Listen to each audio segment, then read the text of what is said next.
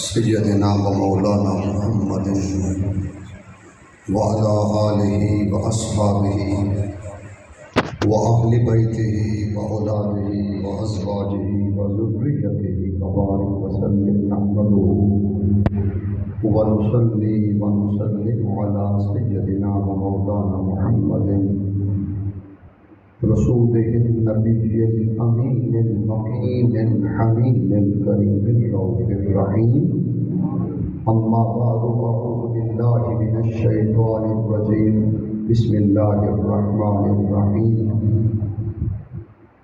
إن الذين يؤذون الله ورسوله لعنهم الله في الدنيا والآخرة وأعد لهم عذابا مهينا صدق الله مولانا العظيم۔ اللہ رب العزت کا بڑا ہی شکر ہے جس نے ہمیں آج رات ذکر امام علی مقام سید السادات شہید کربلا شہزادہ مصطفیٰ مظہر مصطفیٰ صلی اللہ علیہ وآلہ وسلم جناب امام علی مقام امام حسین علیہ السلام کی یاد میں اکٹھا ہونے کا اس نے ہمیں یہ شرف عطا کیا۔ میں تحریک منہاج القرآن بطالہ شرم سنگھ کے زیر اہتمام آج آپ کا تیسرا درس ہے۔ اس سے پہلے 2 درس ہو چکے ہیں اور آج اختتامی اور آخری درس ہے۔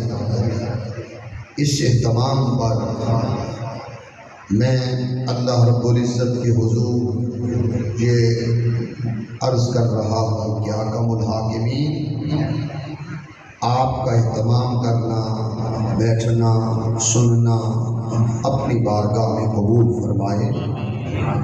اور محترم محمد منیر قادری صاحب نے بڑی یہ لگن رکھتے ہیں اور یہ اس موقع کے مطابق دروس کا اہتمام کرتے ہیں۔ محرم الحرام کا موقع ہو یا رمضان کا موقع ہو یا ربیع الاول کا موقع ہو تو یہ اہتمام ہونا چاہیے اور اس سے نسلوں کو، لوگوں کو ایک شعور ملتا ہے، ایک فہم ملتا ہے، ایک دانائی ملتی ہے اور لوگوں کا تعلق قرآن سے جڑتا ہے، لوگوں کا تعلق صاحب قرآن صلی اللہ علیہ وسلم سے جڑتا ہے اور اس کے بڑھ کر لوگوں کے دلوں میں آقائے دو جہاں صلی اللہ علیہ وسلم کی نسل اور اہل بیت اطہار اور 5 تن کی محبت اجاگر ہوتی ہے۔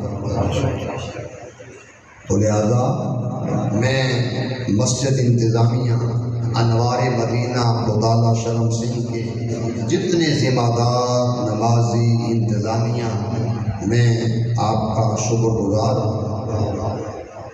جب بھی پروگرام یہاں ہو تو آپ کوشش کریں اللہ کی رضا کے لیے دعوت دیں، اللہ کی رضا کے لیے بیٹھیں تاکہ آج کی ہماری محنت کل قبر میں ہماری بخشش کی ضمانت بن سکے۔ اور یہاں آنے کا مقصد یہی ہونا چاہیے کہ ہم اپنی نسل کو، اپنے لوگوں کو قرآن مجید سے وہ بات ان کو سمجھائیں تاکہ ان کے عقیدے، ان کی عمل وہ اسی طرف رہیں جس طرف ہمیں قرآن مجید اور حدیث مبارکہ حکم دیتے ہیں۔ قرآن مجید میرے سامنے پڑا ہے، میں نے ایک آیت کریمہ کے مبارک الفاظ آپ کے سامنے عرض کیے۔ یہ 22واں پارہ سورہ الاحزاب اس کی 57 نمبر آیت کے مبارک کلمات۔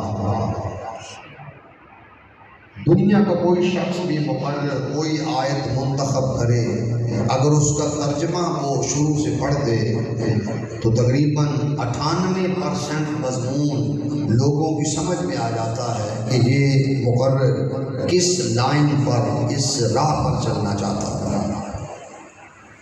اللہ رب العزت نے ارشاد فرمایا ان الذین، بے شک وہ لوگ یؤذون اللہ ورسولہ، جنہوں نے اللہ اور اس کے رسول صلی اللہ علیہ وآلہ وسلم کو تکلیف دی ہے، اذیت دی ہے، رنج اور غم پہنچایا۔ قرآن مجید ذکر کرتا ہے لعنہم اللہ فی الدنیا والآخرہ، اللہ کی ان پر دنیا میں بھی لعنت ہو اور آخرت میں بھی۔ وَأَعَدَّ لَهُمْ عَذَابًا مُهِينًا، اور ان کے لیے اس نے ذلت انگیز عذاب تیار کر کے رکھا۔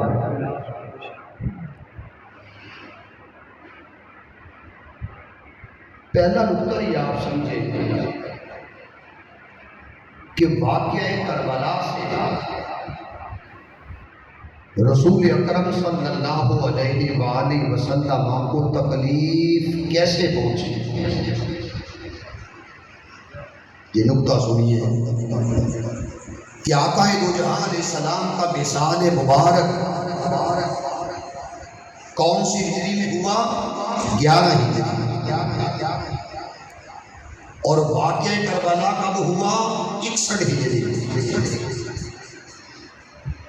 یعنی ایک واقعہ وہ 50 سال بعد وقع ہو رہا ہے۔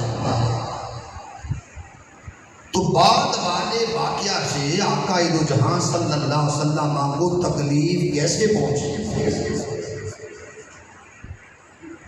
کہ یہ جو قرآن کہتا ہے کہ بے شک وہ لوگ جنہوں نے اللہ اور اس کے رسول علیہ السلام کو تکلیف دی ہے، تو سب سے پہلے آپ یہ سمجھیے کہ اللہ کو تکلیف تو کوئی پہنچا نہیں سکتا۔ تکلیف کے لیے جسم کا ہونا ضروری ہے، کیا اللہ کا جسم ہے؟ نہیں۔ تکلیف کے لیے روح کا ہونا ضروری ہے، کیا اللہ رب العزت کی روح ہے؟ نہیں۔ قرآن مجید ذکر کرتا ہے اللہ کا تعارف، فرمایا اللہ نور السماوات والارض، اللہ زمین و آسمان کا نور ہے۔ جب وہ نور ہے، نہ اس کا جسم ہے نہ اس کی روح ہے، تو پھر تکلیف کا کیا؟ کہ جنہوں نے اللہ اور اس کے رسول کو تکلیف دی ہے، مالک کائنات تجھے کوئی تکلیف پہنچا نہیں سکتا، کہ تکلیف کے لیے، اذیت کے لیے، رنج کے لیے، غم کے لیے جسم و روح کا ہونا ضروری ہے، تو ان چیزوں سے پاک ہے۔ تو پھر یہ جو سمجھے کہ اللہ پاک نے جو فرمایا بے شک وہ لوگ جنہوں نے اللہ اور اس کے رسول کو تکلیف دی ہے، قرآن مجید میں 80 آیتیں اس ایک سوال کے جواب میں یہاں موجود ہیں۔ 80 آیتیں اس تناظر میں اگر ہم پڑھیں، ریسرچ کریں، تحقیق کریں، تدبر کریں اور فکر کریں، اس میں 2-4 پڑھ دیتا ہوں تاکہ آپ کو یہ نقطہ سمجھ آ سکے کہ اللہ کو تکلیف دینے کا معنی کیا۔ یاد رکھو، جس طرح قرآن کہتا ہے من یطع الرسول فقد اطاع اللہ، جس نے رسول کی اطاعت کی اس نے اللہ کی اطاعت کی۔ جس طرح قرآن کہتا ہے لا تقدموا بین یدی اللہ ورسولہ، کہ اللہ اور اللہ کے رسول سے آگے نہ بڑھو۔ جس نے رسول کا ادب کیا اس نے اللہ کا ادب کیا۔ جس طرح قرآن کہتا ہے ان الذین یبایعونک انما یبایعون اللہ، یہ وہ 1400 صحابہ کرام جو آقا علیہ السلام کے ہاتھ پر بیعت کر رہے ہیں، فرمایا اللہ پاک نے ید اللہ فوق ایدیہم، محبوب ان سے کہہ دو ان کے ہاتھوں پر خدا کا۔ خدا کا ہاتھ کیسے ہو گیا؟ وہ ہاتھ تو رسول کا تھا اور رسول بیعت لے رہے تھے۔ اللہ فرما رہے ید اللہ فوق ایدیہم، ان کے ہاتھوں پر دست خدا ہے، ہاتھ خدا کا ہے، تو پتہ چلا تھا رسول کا ہاتھ، مگر قرآن کہہ رہا ہے دست مصطفیٰ ہی دست خدا، رسول کا ہاتھ مبارک اللہ کا ہاتھ مبارک ہے، پھینک رسول رہے۔ قرآن کہتا ہے وما رمیت اذ رمیت ولکن اللہ رمی، وہ کنکر حبیب جو آپ نے پھینکے وہ آپ نے نہیں، وہ تیرے خدا نے پھینکے۔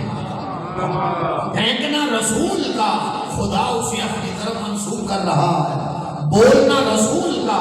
فرمایا محبوب وما ینطق عن الہوی ان هو الا وحی یوحی، یہ حبیب اپنی خواہش نفس سے نہیں بولتا، جب بھی بولتا ہے میرے اذن سے، اجازت سے، وحی سے بولتا ہے۔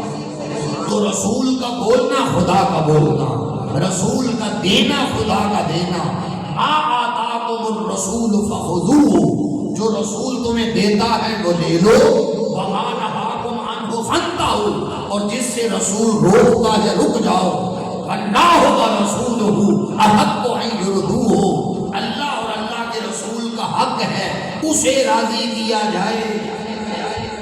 میں نے کہا 80 سے زیادہ آیتیں اس ایک مضمون پر ہے، اس ایک نقطے پر ہے کہ وہ فرما رہا ہے لوگوں ہم ذاتیں دو ہیں، ہماری اطاعت ایک ہے، ہم ذاتیں دو ہیں، ہماری محبت ایک ہے، ہم ذاتیں دو ہیں، ہماری قربت ایک ہے، ہم ذاتیں دو ہیں، ہماری بخشش ایک ہے، ہم ذاتیں دو ہیں، ہماری رضا ہے، ہماری وفا ہے، ہمارا ادب ہے، ہمارا دینا ہے، ہمارا عطا کرنا ہے۔ تو جس طرح محبت میں ایک ہو گئے، ادب میں ایک ہو گئے، فرما برداری میں ایک ہو گئے، عطا میں ایک ہو گئے، پھینکنے میں ایک ہو گئے، بولنے میں ایک ہو گئے، تو پھر سمجھ لو عزیزت میں بھی ایک ہے۔ مصطفیٰ جس نے تجھے رنجیدہ کیا وہ یہ نہ سمجھے اس نے فقط تجھے رنجیدہ کیا ہے، بلکہ جس نے تجھے غم دیا وہ یہی سمجھے اس نے خدا کو رنجیدہ کیا۔ جس نے تجھے اذیت دی اس نے مجھے اذیت دی ہے، کیونکہ تیرا اور میرا رشتہ یہ ہے کہ حبیب میں تو نظر نہیں آتا، اگر یہ میرا کلام اور بولی سننا چاہتے ہیں کہ میری بولی کیا ہے، فرمایا تیرے یوحا کے لبوں سے نکلتا ہوا قرآن سن لیں، سمجھ جائیں کہ خدا کی بولی کیا۔ مالک کائنات فرماتا ہے کہ میری محبوب میں بولتا نہیں، یا اللہ تیری تو زبان ہی نہیں، تیری زبان ہی نہیں، تو بولتا کہاں سے ہے؟ فرمایا زبان تو مصطفیٰ کی ہے، بولنا خدا کا، بولنا خدا کا ہے۔ جب آپ اس نقطے کو سمجھ چکے کہ بے شک وہ لوگ جنہوں نے اللہ اور اس کے رسول کو اذیت دی ہے، وہ اذیت کا معنی پہلا سمجھو کہ رسول کو غم زدہ کرنا، رنج پہنچانا، یہ در حقیقت اللہ کو رنج پہنچانا۔ جب آپ یہ جوڑ سمجھ چکے اب آپ کہیں گے کہ کربلا میں رسول کو کیسے رنج پہنچا۔ یہ دوسرا جوڑ یہ ہے، فرمایا من احب الحسن والحسین فقد احبنی ومن ابغضہما فقد ابغضنی، جس نے ان سے وفا کی ہے اس نے مجھ سے وفا کی ہے، اور جس نے ان سے بغض رکھا ہے اس نے کمری والے سے بغض رکھا ہے۔ میں یہ عرض کروں گا محبت حسین ہی محبت مصطفیٰ ہے، اور عداوت حسین ہی عداوت مصطفیٰ۔ اور حدیث میں تو یہاں تک کہا گیا محبوب ان سے فرما دو جس نے من احب الحسن والحسین فقد احبنی ومن احبنی فقد احب اللہ، جس نے ان سے محبت کی اس نے مجھ سے محبت کی، اور جس نے مجھ سے محبت کی ہے اس نے اللہ سے محبت کی ہے، اور جس نے اللہ سے محبت کی ہے ادخلہ الجنہ، خدا نے محبت کے صدقے اسے جنت میں داخل کر دیا۔ ومن ابغضہما فقد ابغضنی ومن ابغضنی فقد ابغض اللہ ومن ابغض اللہ ادخلہ النار، جس نے دونوں سے دشمنی رکھی اس نے پیغمبر سے دشمنی رکھی ہے، جس نے رسول خدا سے دشمنی رکھی اس نے اللہ سے دشمنی رکھی ہے، اور جو اللہ کا دشمن ہے اللہ نے اس کو جہنم میں داخل کر دیا۔ تو حاضرین محترم، دو راستے ہیں دنیا میں، ایک محبت کا راستہ اور ایک عداوت اور دشمنی کا راستہ۔ تو یاد رکھنا، جب کوئی حسین کا ذکر کرتا ہے تو یہ تنہا حسین کا ذکر نہیں ہے، پورے غور سے سنو میں کیا عرض کر رہا ہوں۔ جب کوئی حسین کی ولادت، حسین کی شہادت، حسین کا مقام کا ذکر کرتا ہے تو یہ تنہا یہ وہ ذکر کرنے والا وہ حسین کا ذکر نہیں کرتا، حسین کا ذکر کرنا یہ سنت مصطفیٰ، یہ ایسی شہادت ہے کہ جس کا ذکر خود رسول نے کیا ہے، ایسی شہادت ہے۔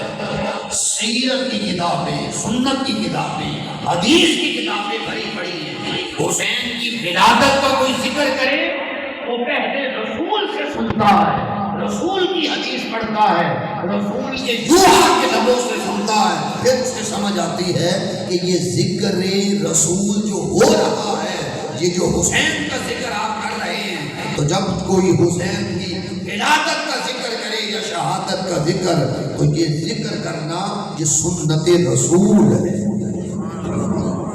کہ سب سے پہلے حضور نے ذکر کیا صلی اللہ علیہ وآلہ وسلم۔ اب آپ کہیں گے، آپ مجھ پر ایک سوال رکھیں کہ کربلا میں اگر شہادت ہوئی تو کوئی حدیث آپ بتائیں گے کہ جس میں رسول کا چہرہ، رسول کا حلیہ، رسول علیہ السلام پر کوئی غم کے آثار نظر آئے؟ جی بالکل حدیث ملتی ہے، ایک نہیں بلکہ دو حدیثیں ملتی ہیں، اور وہ حدیثیں بھی پھر اس کے حوالے کم از کم جو میرے سامنے چیز پڑی ہوئی ہے 10 حوالے ایک حدیث اور 8 حوالے دوسری حدیث، یعنی ایک نہیں، محدثین نے محنت کی ہے۔ کربلا جنہیں مٹی دی تھی وہ کون تھی؟ ام سلمہ۔ وہ کہتی ہے مٹی لے کر میں نے رکھ لی، 53 سال گزر گئے، آج وہی مدینہ منورہ میں آرام کر رہی ہیں، ادھر کربلا وبا ہے، جمعہ المبارک کا دن ہے جی، 61 ہجری کربلا جنہیں مٹی دی تھی۔ میں ایک تصویر دینا چاہتا ہوں کہ رسول کیسے رنجیدہ ہوئے۔ سلمہ کہتی ہے خادم، دخلت علی ام سلمہ، میں ام المومنین حضرت ام سلمہ رضی اللہ تعالیٰ عنہ کے پاس آئی، وہی تبکی، اور وہ رو رہی تھی، وہ رو رہی تھی۔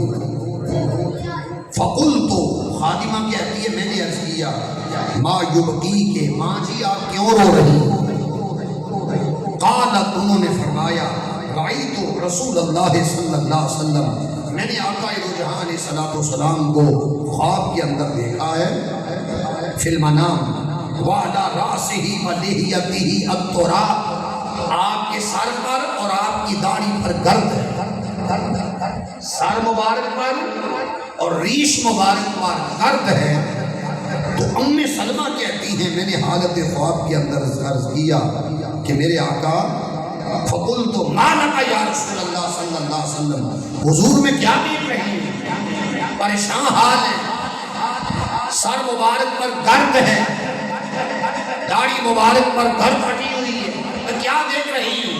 اس پر آقا علیہ السلام نے فرمایا، قال شہدت قتل الحسین آنفا، ام سلمہ میں ابھی میدان کربلا سے آ رہا ہوں، میرا حسین شہید کر دیا، میرا حسین شہید کر دیا گیا۔ ترمذی سے یہ حوالے شروع ہوتے ہیں، ترمذی سے، ہر عالم دین کی لائبریری میں یہ کتاب موجود ہے۔ اگر کوئی کہے کہ ہمیں واقع شہادت پر کوئی حدیث نہیں ملتی حضور شیخ الاسلام پروفیسر ڈاکٹر طاہر القادری صاحب نے اپنی زندگی میں شہادت حسین احادیث کی روشنی وہ پڑھے جا کر کتاب، اس کو ایک نہیں اس کو سینکڑوں حدیثیں ملیں گی جس سے غفلت کے پردے ہٹیں گے اور اسے خبر ملے گی کہ رسول اکرم صلی اللہ علیہ وسلم کیا بیان کر رہے ہیں۔ تو ترمذی سے حوالے شروع ہوتے ہیں، حاکم کیا اور بہقی کیا، طبرانی کیا، امام بخاری تاریخ الکبیر میں، ابن کثیر نے البدایہ میں، اور ابن عساکر نے، کل محدث لوگ ہیں۔ یہ کوئی امام مسجد لوگ نہیں ہوئے، علم کے امام، شعور کے امام، حدیث کے امام، زندگیاں حدیث کی نظر کرنے والے لوگ ٹھہرے۔ وہ یہ کہتے ہیں کہ دیکھو حضور فرما رہے شہید کو قتل الحسین آنے کا، ام سلمہ ابھی میں کربلا سے آ رہا ہوں، میرا حسین شہید کر دیا۔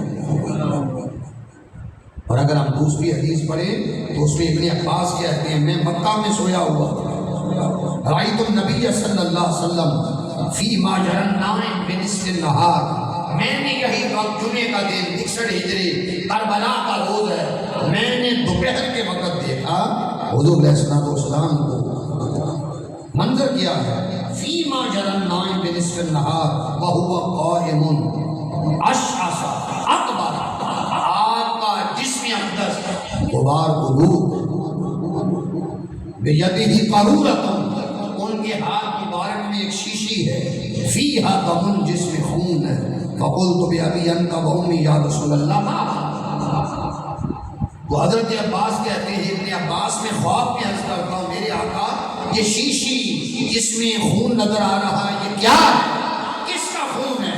میرے آقا صلی اللہ علیہ وسلم فرماتے ہیں ھذا دم الحسین و صحابہ، آج سارا دن میدان کربلا میں حسین اور حسین کی نسل کا خون اکٹھا کرتا تھا، اس کے جانثاروں کا خون اکٹھا کرتا تھا۔ اب یہ پڑھا لکھا زمانہ ہے، آج اس طرح بندے کو سننا چاہیے کہ آپ سنیں بھی اور اگر کوئی سوال ذہن میں آئے اس کو سوچنا بھی چاہیے، سنیں بھی سمجھیں بھی، سوال بھی ذہن میں آنا چاہیے۔ جہاں سوال آنا چاہیے کہ اگر خواب کے اندر ایک شیشی دیکھ رہے ہیں دست مبارک میں تو پوچھ رہے ہیں اس میں کیا ہے، سرکار فرماتے ہیں کہ میں سارا دن آتا دم الحسین و صحابہ، حسین اور اس کی نسل کا خون اکٹھا کرتا رہا، اس کے صحاب اور 72 افراد کا خون اکٹھا کرتا رہا۔ کوئی کہے کہ خون کیسے اکٹھا ہو گیا؟ ایک شیشی میں 72 افراد کا خون کیسے اکٹھا ہو؟ اس کا جواب سنو، پینے والے 70 ہیں، دودھ کا ایک پیالہ ہے، سرکار فرماتے ہیں ہریرہ مجھے پلاؤ، ہریرہ کہتے ہیں رسول اکرم علیہ السلام نے نوش کیا، فرمایا پلاتے جاؤ، 70 پی گئے۔ ہریرہ کہتے ہیں میں نے بھی جھیٹ بھر کر پیا، مگر خدا کی قسم وہ پیالہ اس میں دودھ جو کا جو تو کا تو، ایک گھونٹ بھی کم نہیں ہوا۔ وضو کرنے والے 1400 صحابہ کرام رضی اللہ عنہ اور پانی کا ایک لوٹا ہے، عرض کی آقا پانی کی قلت ہے، فرمایا لاؤ مجھے وضو کرواؤ، وضو کروایا، آپ نے اپنا دست مبارک اس لوٹے میں رکھا، تو صحابہ کہتے ہیں ہم کیا دیکھ رہے ہیں، انگلیوں سے پانی کے چشمے روا ہوئے، چشمے روا ہو گئے۔ فرمایا دو یہ لوٹا ختم نہیں ہوگا، برتن میں پانی ختم نہیں ہوگا، پیو، جانوروں کو پلاؤ، وضو کرو، سنبھالو۔ تھے کتنے؟ 1400۔ ایک صحابی کہتا ہے جب آگے جا کر میں نے بیان کیا ہم 1400 تھے تو اس نے سوال کیا دوستو 1400 کے لیے پانی کا ایک لوٹا کافی تھا؟ تو صحابی کہتا ابھی تو ہم تھے ہی 1400، اگر 1500 ہوتے تو ہمارے لیے پانی کا ایک برتن کافی ہوتا۔ جابر کی ہاں دعوت ہے بکری ذبح کی، کان میں عرض کیا حضور تشریف لائیں، سرکار تشریف لائیں، عرض کیا حضور کھانا تھوڑا ہے، فرمایا لعاب دہن ملا لو اور پریشان نہ ہو۔ لعاب رسول مل گیا، فرمایا کھاتے جائیں کھلاتے جانا، لنگر ختم نہیں ہوگا۔ وہ کھانے والے کتنے درجن آ گئے، سب کھائے گئے، کھانا کھا گئے، مگر خدا کی قسم ہنڈیا بھی اسی طرح جوش مارتی رہی اور کناری کے اندر آٹا بھی اتنا رہا۔ اب میں آپ کو جواب دینے لگا ہوں جو آپ کو سوچنا چاہیے۔ اس اسٹیج پر کوئی بھی پڑھے، کوئی بھی بیان کرنے والا کرے تو بندے کو سوچنا چاہیے یہ جو حدیث بیان ہو رہی ہے یہ کیسے آج کے دور میں سمجھی جا سکتی ہے کہ حضور کے دست مبارک میں ایک شیشی اور اس میں خون اور پوچھا جاتا ہے تو آپ فرماتے ہیں یہ ھذا دم الحسین و صحابہ، یہ سارا دن حسین کی نسل جانثار دوستوں کا خون اکٹھا کرتا رہا ہوں۔ تو یاد رکھو جس طرح 70 افراد کا پینے کا دودھ اگر ایک پیالہ میں جمع ہو سکتا ہے، یہ ہے معجزہ مصطفیٰ، یہ ہے معجزہ مصطفیٰ صلی اللہ علیہ وسلم۔ اگر 1400 افراد کے پینے کا پانی ایک برتن میں جمع ہو سکتا ہے، یہ کیا ہے؟ معجزہ مصطفیٰ علیہ السلام۔ اگر درجنہا افراد کا کھانا ایک ہنڈیا میں جمع ہو سکتا ہے، یہ ہے معجزہ رسول صلی اللہ علیہ وسلم۔ پھر کہنے دو 72 افراد کا خون ایک شیشی میں بند کر دینا، یہ آقا دو جہاں صلی اللہ علیہ وسلم کا معجزہ مبارک ہے، معجزہ رسول صلی اللہ علیہ وسلم۔ اس لیے حضور علیہ السلام کو رنجیدہ کیا گیا۔ یاد رکھنا یہ پانی بند کرنا، بھوکا رکھنا، نسل رسول علیہ السلام کو پیاسا رکھنا، شہید کرنا، یہ وہ ساری اذیت کے معاملے ہیں۔ کیا کربلا کے بعد انہوں نے جسم حسین پر گھوڑے نہیں دوڑائے؟ 10 بندوں کے آج بھی نام ملتے ہیں، کوئی کہے جی ہمیں پتہ نہیں کون سے لوگ تھے۔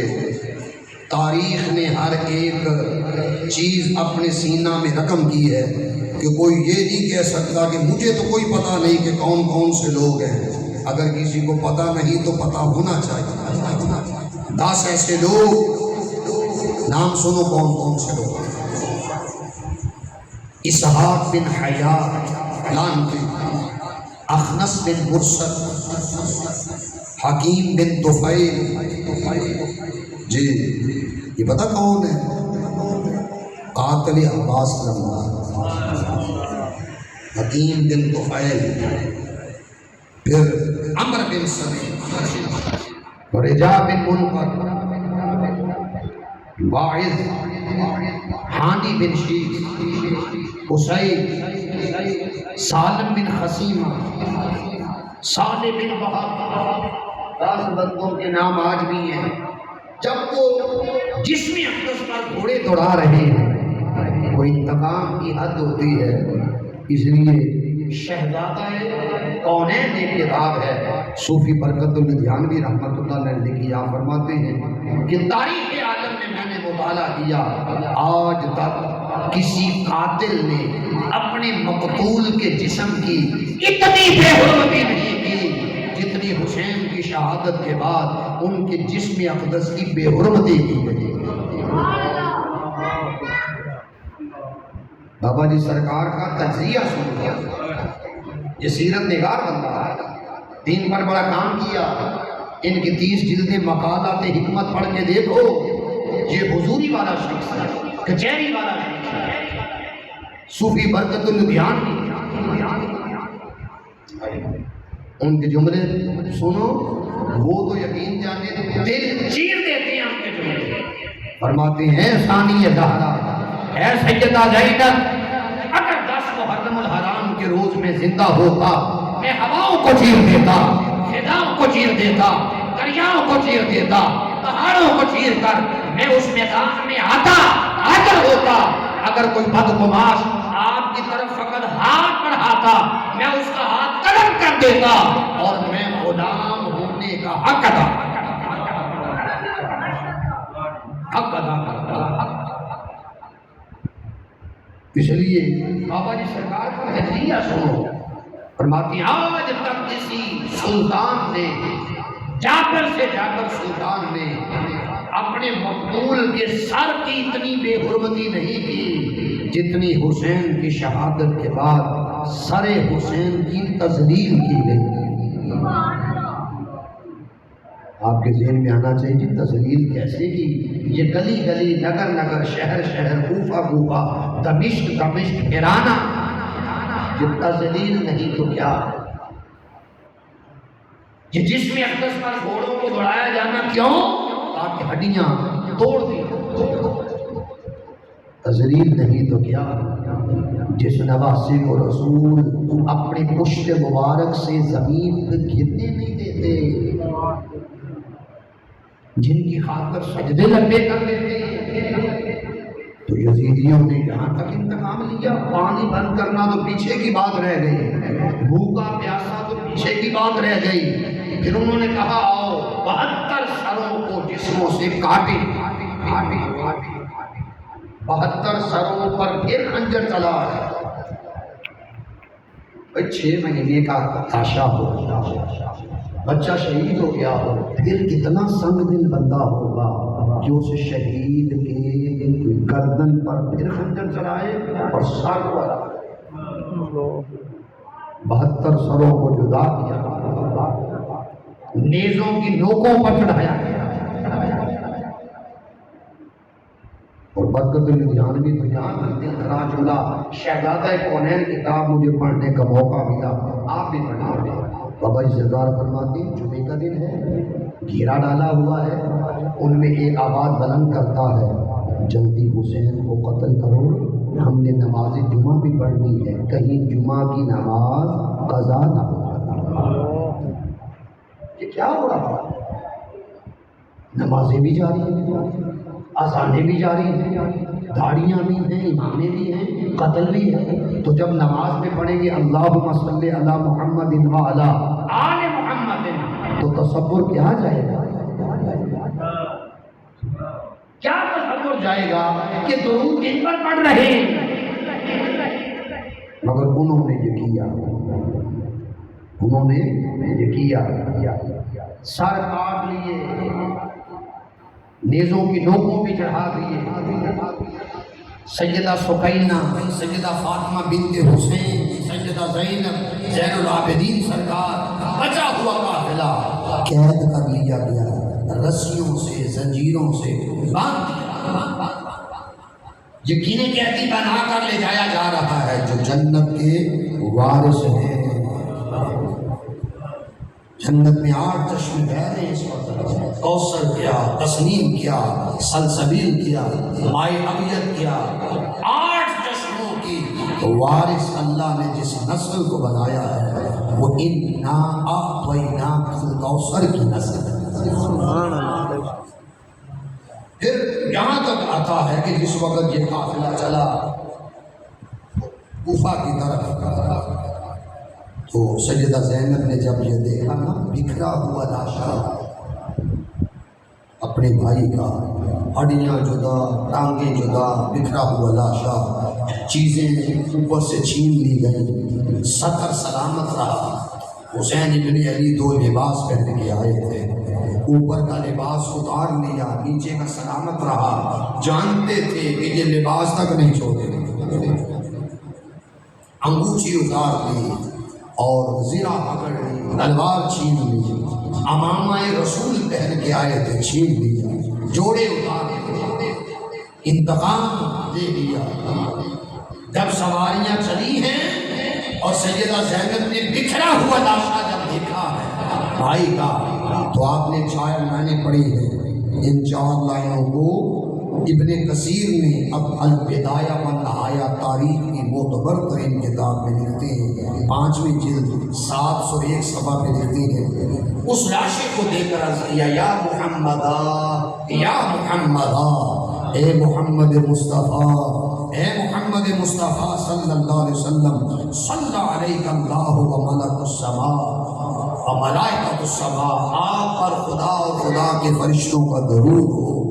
ھذا حسین بالعراء، یہ دیکھیے حسین چٹیل میدان میں پڑا ہوا ہے، کھلے میدان میں حسین ابن علی پڑا ہوا ہے، مزمل بالدماء، اور اس کی خون کے ٹکڑے نظر آ رہے ہیں، گوشت کی بوٹیاں، ہر طرف خون ہی خون نظر آ رہا ہے، مقطع الاعضاء، اس کے ٹکڑے ٹکڑے کر دیے گئے۔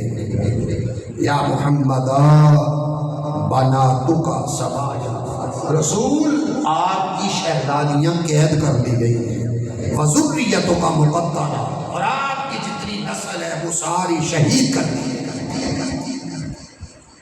یہ کس کی آپ روائی سن رہے ہیں؟ جو کوفہ شہر میں علی المرتضیٰ کے دور خلافت میں درس قرآن دیتے تھے۔ سیدہ زینب خطابت ان سب گھرانے پر ناز کرتی ہے، وہ علی خطابت کریں یا زینب خطابت کریں یا زین العابدین خطابت کریں یا سید محمد الباقر خطابت کریں یا اس گھرانے کا کوئی شخص بھی جسے دیکھو گے وہ خطابت اس گھر کی خادمہ ہے، تم اسے زمانے کا عظیم اور حسین خطیب جانو۔ پھر یہ آگے چلا ہے، خولی نے لالچ میں سر پکڑ لیا اور اس نے گھوڑے کی گردن کے ساتھ سر باندھا، لالچ کا مارا بھاگا گھوڑے کو لے کر، کوفہ چلا جاؤں گا، بادشاہ کا دروازہ بند ہو گیا، گھر لے آیا، تندور میں رکھ دیا، اہلیہ سے اٹھا کر کہا تیرے لیے بڑا خزانہ لے کے آیا ہوں۔ اس نے کہا کمینے کیا لے کے آیا ہے؟ جی میں آپ کے لیے جو لے کے آیا ہوں وہ حسین کا سر ہے۔ اللہ اکبر، وہ کہنے لگی کہ میں اتنی بد نصیب ہوں کہ میرے لیے یہی سر آنا۔ تہجد گزار تھے، اٹھے، دیکھا تندور میں نور کی شعائیں اٹھ رہی۔ اس نے کہا کمینے تو نے میرا دل ہی نہیں دکھایا، بس کیونکہ لفظ تاریخ طبری میں یہاں تک آتے ہیں فواللہ، جی فواللہ، نوار بی بی کے لفظ خالص خدا کی قسم، ما رأیت انظر الی نور، میں نے مسلسل ایک نور کو دیکھ رہی ہوں، یسطع مثل العمود من السماء، جو ستون کی مانند مسلسل آسمان سے زمین کی طرف آ رہا ہے، الی الإجانہ، اس برتن کی طرف، ورأیت طیورا، پھر میں نے پرندوں کو دیکھا ہے، جی بیضاء، سفید رنگ کے ہیں، تو رفرف حولہا، اس برتن کے ارد گرد طواف کر رہے ہیں جہاں حسین ابن علی کا سر پڑا۔ اس نوار نے کہہ کر گھر سے نکل گئی کہ تیرا میرا گزارا نہیں ہو سکتا، تو دشمنی اہل بیت ہے، میں محبت اہل بیت کرنے والا ہوں۔ پھر یہ سر کوفہ کے دربار میں گیا اور ابن زیاد نے کیا کہا تھا؟ کہا تھا تھال پہ رکھ کر یہ سر لا، ایسے ایسے جابر بھی گزرے ہیں، تھال میں سر منگوا رہا ہے رکھ کر، اوپر چھڑیاں مار رہا ہے، استغفر اللہ العظیم۔ اس لیے تو بابا جی سرکار فرماتی ہیں آج تک کسی قاتل نے اپنی مقتول کی اتنی تذلیل بے حرمتی انسلٹ نہیں کی جتنی حسین کے سر کی گئی ہے، قتل کر دینا، پھر کاٹ دینا، پھر تھال میں رکھ کر پیش کرنا، پھر اس کوفہ کا بادشاہ عبید اللہ کا ہاتھ میں چھڑی لے کر اس سر مبارک پر مارنا، اور اسے کہا جانا حیا کر، شرم نہیں آتی کہ سر پر مار رہا ہے جو وہ سگاہ رسول رہا، مگر اسے کوئی حیا نہیں ہے، شرم نہیں ہے۔ پھر یہ قافلہ دمشق کی طرف گیا، جی دمشق کی طرف کتنی منزلیں ہیں کہ جن منزلوں سے ہوتا ہوتا یہ قافلہ آگے بڑھا ہے۔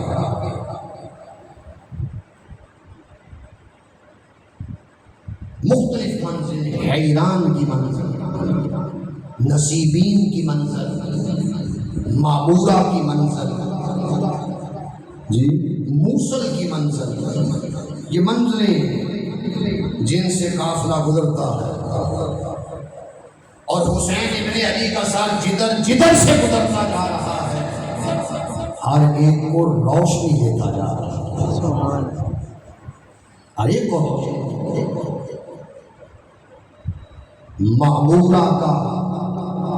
معمورہ وادی یہ شہر ہے، اس کا مالک ہے عزیز بادشاہ۔ اور آگے ہم کتاب میں ابو البرکات سید احمد قادری رحمۃ اللہ علیہ نے جو حزب الاناف کا بانی ہے، انہوں نے اپنی زندگی میں کتاب لکھی ہے اور آگے ہم اس میں یہ واقعہ لکھا۔ کہتے ہیں معمورہ کا بادشاہ خواب دیکھتا ہے اپنے موسیٰ علیہ السلام کی زیارت کرتا ہے، اپنے پیغمبر کی یہودی ہے، اور دیکھا کہ موسیٰ روتے ہوئے نظر آ رہے ہیں، تو پوچھا حضور آپ رو کیوں رہے ہیں؟ فرمایا کربلا میں ظلم ہو چکا، سر کاٹ کر لائے جا رہے ہیں دمشق کی طرف، کل شام تک معمورہ پہاڑی کے قریب اسار آ جائیں گے، تمہیں حکم دے رہا ہوں ان سروں میں سے دیکھنا حسین ابن علی کا سر کون سا ہے، جب تمہیں پتہ چل جائے میرا سلام پیش کرنا، اگر کٹے ہوئے سر سے آواز آ جائے وعلیکم السلام یا موسیٰ، پھر ہماری غلامی سے نکل کر محمد کی غلامی میں جائے۔ اور اشارہ یہ دے رہا ہوں وہ جو غلام ہوں گے، جو رسیوں میں جکڑے ہوں گے، اس کٹے ہوئے سر والے کا ایک ایسا بیٹا ہوگا، پوچھنا اس کا بیٹا کون سا ہے، جب سمجھ آ جائے کہ یہ بیٹا ہے اس کے ہاتھ پر کہنا اس کو کہ حضور آپ مجھے کلمہ پڑھائیں، میں ایمان لانا چاہتا ہوں اور اسلام قبول کرنا چاہتا ہوں۔ اسی طرح وہ معمورہ کا دروازہ کھولتا ہے، شیریں خاتون ملتی۔ یہ شیریں خاتون پتہ کون ہے؟ حضرت فاروق اعظم کے عہد مبارک میں یزد جرد بادشاہ ایران کا بادشاہ، ایران پر فتح پا، مال غنیمت آیا جی، اور شاہ ایران کی بیٹی آئی شہربانو، 700 کنیزیں آئیں۔ حضرت فاروق اعظم فرمانے لگے تو دنیا کی بادشاہ کی بیٹی ہے، میں تمہیں جنتی جوانوں کا سردار اس کے ساتھ تمہارا عقد کرنا چاہتا ہوں، نکاح کیا۔ جب اس شہزادی کو پتا چلا کہ اللہ نے جنتی جوانوں کا سردار میرے نکاح میں دیا ہے، 100 کنیزیں، یہ بھی فاروق اعظم نے کہا تھا یہ آپ کی ہیں اور آپ کی خدمت میں رہیں گے۔ جب اسے پتا چلا کہ نکاح ہوا، اس نے 40 کنیزیں آزاد کی۔ جب پھر امام زین العابدین سرکار پیدا ہوئے، پھر پتا چلا کہ اللہ نے میری گودی کو ہری کر دیا اور سیدہ زینب کو، بلکہ سیدہ شہربانو کو اللہ پاک نے بیٹا دیا، پھر 60 میں سے 40 آزاد کر دی، 20 بچ گئی، 19 پھر آزاد کر دی۔ یہ شیریں سارے میدان کربلا میں ساتھ رہی، اس کے پاس چاندی کی ندی ہے اور کہتی ہے تو معمورہ پہاڑی کے قریب ٹھہرو، میں بازار جاتی ہوں، بیچ کر چادریں لے کے آتی ہوں، چلو۔ اس وقت خانوادہ رسول کی شہزادیوں کو چادروں کی، اس لیے معمورہ دروازے پر کھڑی ہے۔ والی نے جب شام کے وقت دروازہ کھولا تو شیریں کا نام لے کر کہا، شیریں قافلہ کدھر ہے؟ تو شیریں کہنے لگی کہ میرے کو نام کو کوئی نہیں جانتا، تم کون جانتے ہو، کیسے جانتے ہو؟ کہا یہ بعد میں بتاؤں گا، پہلے جہاں قافلہ ہے وہاں لے چلو۔ گئی، یہ قافلہ ہے، 72 سر کٹے ہوئے تھے، خولی کے ہار کے بانس ہے جس کے اوپر حسین ابن علی کا سر ہے۔ اب آپ دیکھو جس سر کو جھکانے کے لیے اتنا کچھ کیا گیا، مال کیا، دولت کیا، تلواریں کیا، بچیاں کیا، سرمایہ کیا، فوج کیا، پوری سلطنت لگا دی کہ یہ سر جھک جائے. اگر حیرت کی بات ہے اسی سر کو لے کر سب سے اونچا لے کر وہ گر رہے ہیں. جس کو جھکانے کے لیے اتنا کچھ لگایا جھکا تو پھر بھی نہیں. وہ اپنے ہاتھوں سے اٹھا کر بتا رہے ہیں کہ یزید جھکانے پہ زور دے رہا ہے، ہم ہی یزیدی ہیں، ہم سر اٹھا کر بتا رہے ہیں حسین آج بھی فاتح. تو کہا اس کا یہ سر ہے. اس نے ہاتھ باندھ کر کہا حسین بن علی موسیٰ علیہ السلام کا آپ کو سلام.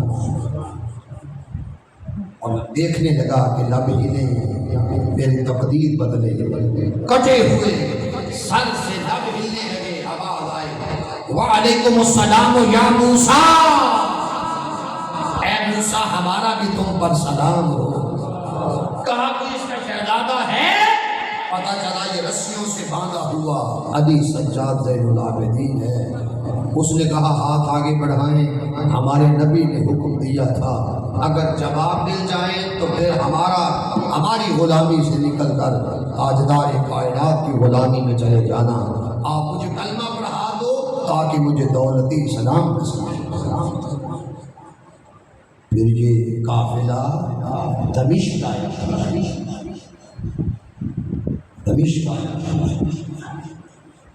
اور حضرت منہال بن عمر ایک ایسا بندہ ہے جس نے اپنی آنکھوں سے یہ منظر دیکھا. میں آپ کو وہ جملے پڑھ کر دکھاؤں گا کہ حضرت منہال بن عمر کہتے ہیں میں دمشق میں ہوں اور دیکھ رہا ہوں قافلہ آ گیا ہے اور اس قافلے میں حسین ابن علی کا سر مبارک بھی ہے. بڑے غور سے سنو. ابن عساکر نے اپنی کتاب تاریخ مدینہ دمشق میں لکھا، سیوطی نے خصائص کبریٰ میں لکھا، سیوطی نے شرح الصدور میں لکھا، مناوی نے فیض القدیر میں لکھا. یہ کل بندے جن کا نام لے رہا ہوں، سیوطی تو وہ ہے جو مفسر بھی ہے، حافظ بھی ہے، محدث بھی ہے، مورخ بھی ہے اور اپنی زندگی میں 500 کتابیں اس بندے نے لکھی. یہ الگ بات ہے کہ ہم پچھلے لوگوں کے نام لیتے ہیں کہ سیوطی نے 500 لکھی. آج ایسے بھی ہستیاں ہیں کہ انہوں نے 1000 کتابیں لکھی ہیں، آج ہمیں خبر ہی نہیں، خبر ہونی چاہیے. تو حضرت منہال بن عمر بیان کرتے ہیں، بڑے غور سے آپ سنیں.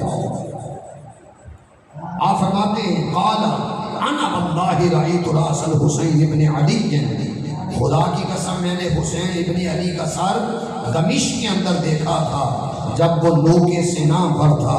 حین حملا، جب خولی نے اٹھایا ہوا تھا. وانا بدمشق، میں دمشق میں تھا. وبین یدی الرأس رجل یقرأ سورۃ الکہف، اور میں نے دیکھا ایک شخص سر کے آگے سورہ کہف پڑھ رہا. سورہ کہف وہ روٹین میں پڑھ رہا تھا سورہ کہف کو، اور پڑھتے جب وہ حتیٰ حالا کا قولہ تعالی ام حسبت ان اصحاب الکہف والرقیم کانوا من آیاتنا عجبا، جب وہ چلتا اس آیت پہ آیا ام حسبت ان اصحاب الکہف والرقیم کانوا من آیاتنا عجبا، تو منہال بن عمر کہتا ہے میں نے دیکھا قال فانطلق اللہ الراس بلسان ضرب فقال اعجب من قتلی وحملی، ہم نے کیا دیکھا، اس قاری نے تو پڑھ دیا. حسین کے کٹے ہوئے سر سے آواز آئی اے قاری قرآن، اے اصحاب کہف کی بات کرنے والے، اصحاب کہف سے کہیں عجیب تر واقعہ یہ ہے اعجب من قتلی وحملی من اصحاب الکہف، عجیب تر واقعہ یہ ہے مجھے شہید کر دینا اور میرے سر کو اٹھا کر پھرایا جانا اور پھر اس سے کلام نکلنا، یہ صحابہ کہف سے کہیں عجیب تر واقعہ. کبھی آپ نے امام کربلا کے اس جملے پر غور کیا کہ آپ کیا کہہ گئے ہیں؟ ارے غور کریں کہ وہ کیا فرما رہے ہیں. اعجب من اصحاب الکہف قتلی وحملی، اے اصحاب کہف کی بات کرنے والے، اے یہ قرآن، بے شک صحابہ کا گزرے وہ اللہ کے ولی ہیں، تھے ساتھ اور بنی اسرائیل کے تھے. ان کا جو مخالف تھا وہ تھا دقیانوس بادشاہ. تو حسین ابن علی بیان کرنا چاہتے ہیں، یہ تو سمجھ آتی ہے کافر مومن پر ظلم کرے، سمجھ آتی ہے، وہ اس کے کفر سے ظلم سے بچنے کے لیے وادی رقیم میں آ کر لیٹ گئے. مگر حسین ابن علی فرما رہے دیکھو جو میرے قاتل ہیں، جو میرے مخالف ہیں، وہ نام نہاد مومن بھی ہیں، مسلمان بھی ہیں، امتی بھی ہیں، گاڑیاں بھی ہیں، اذانیں بھی ہیں. بھائی کافر ظلم کرے اس کی تو سمجھ آتی ہے کہ یہ کافر ہے، دقیانوس ہے، کس نے ظلم کیا ہے ان پر؟ اصحاب کہف پر. مگر جنہوں نے مجھے پیاسا رکھا، شہید کیا، نگر نگر گلی گلی پھرا رہے ہیں، یہ کون ہیں؟ یہ وہی ہیں نام اللہ اور اللہ کے رسول کا لیتے ہیں، مگر شہید آل محمد کو کر رہے ہیں. اور حسین ابن علی فرما رہے جاگو، کنہیں شہید کیا جا رہا ہے کہ ہم وہ تھے کہ آقا دو جہاں صلی اللہ علیہ وسلم نے فرمایا تھا الا وانی تارک فیکم الثقلین، لوگوں تمہارے اندر پیغمبر دو چیزیں چھوڑ کر جا رہا ہے. امرین، تمہیں دو حکم دے رہا ہے، وزنی بھاری چیزیں چھوڑ کر جا رہا ہوں. لن تضلوا ان تمسکتم بہما، تم کبھی بھی گمراہ نہیں ہو سکتے جب تک دونوں کو تھامے رکھو گے. ہما کتاب اللہ واہل بیتی وطرتی، ایک خدا کی کتاب قرآن ہے اور ایک محمد کی نسل پاک ہے. تاجدار کائنات صلی اللہ علیہ وآلہ وسلم کی ذریت پاک، نسل پاک، اہل بیت پنج تن ہے. جب تک دونوں کو تھامے رکھو گے لن تضلوا، تم کبھی بھی گمراہ نہیں ہو سکتے. اس لیے حسین کہہ رہا دیکھو جہاں تمہیں قرآن نظر آئے گا ساتھ آل محمد کے لوگ نظر آئیں گے، جہاں آل مصطفیٰ صلی اللہ علیہ وآلہ وسلم کے لوگ نظر آئیں گے، ساتھ تمہیں قرآن نظر آئے گا. سبحان اللہ. اور لطف کی بات یہ حسین ابن علی علیہ السلام کے دہن مبارک سے کئیوں نے آیتیں سنی، تقدیر بدل دی. کئیوں نے نور دیکھا ان کی ذات اقدس سے کٹے ہوئے سر سے. وہ گرجے گھر میں پادری نے کیا دیکھا تھا؟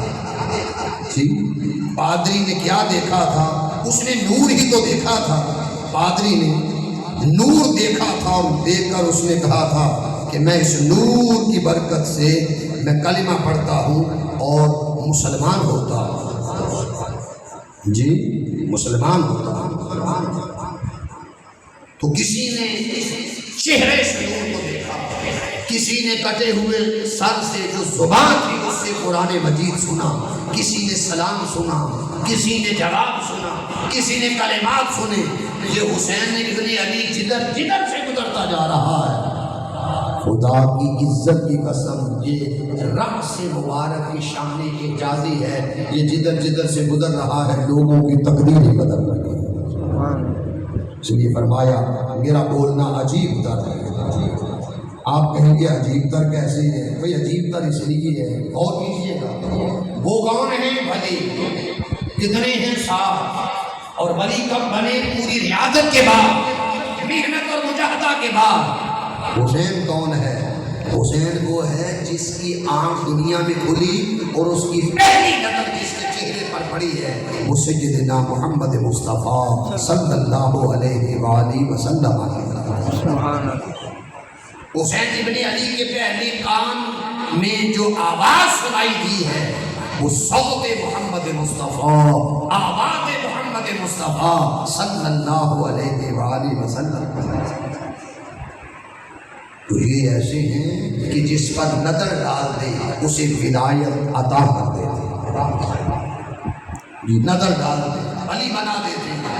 تو فرمایا ان کا بولنا عجیب تر کیا ہے، ہمارا بولنا عجیب تر ہے. وہ بولے تھے، جسم صاف تھے، سر صاف تھے، شارک سلامت تھی، سانسیں چل رہی تھیں، زبان صاف تھی، وہ بول رہے تھے. کہا یہ بولنا کیسا بولنا ہے؟ میرا بولنا عجیب تر اس لیے ہے کہ دھڑ تو میدان کربلا میں رہ گیا ہے، سر کاٹ کر لوگ سنا پہ چڑھا دیا گیا ہے، شارک کاٹ دی گئی ہے، سانسوں کو بکھیر دیا گیا اور گردن کہیں، سر کہیں، حتیٰ کہ جسم اقدس کہیں۔